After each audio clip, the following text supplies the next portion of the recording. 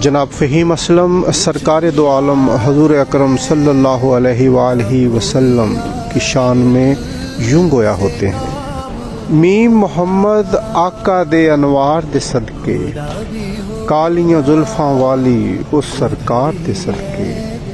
Meme Mohammad पाक दे उत्ते खत्मे नबूवत, रब दे प्यारे नबियां दे सरदार दे सदके।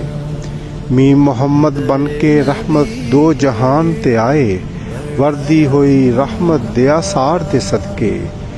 मीम मोहम्मद शहर मदीना जिवें एक नगीना, उस दियां गलियां कूचे ते बाजार दे सदके।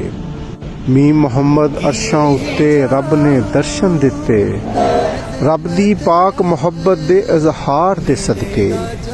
मीम मोहम्मद गुमराही दे दूर हनेरे कीते, मदनी आका दे नूरी अफकार दे सदके। मीम मोहम्मद पाक दा रोज़ा जन्नत दाए टुकड़ा, पाक नबी दे रोज़े ते मीनार दे सदके।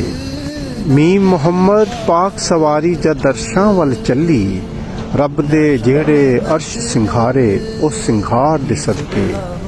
मीम मोहम्मद पाक असानू दर्शन होवन शाला, मीम मोहम्मद पाक असानू दर्शन होवन शाला, पाक मोहम्मद सरवर दे दीदार दे सदके।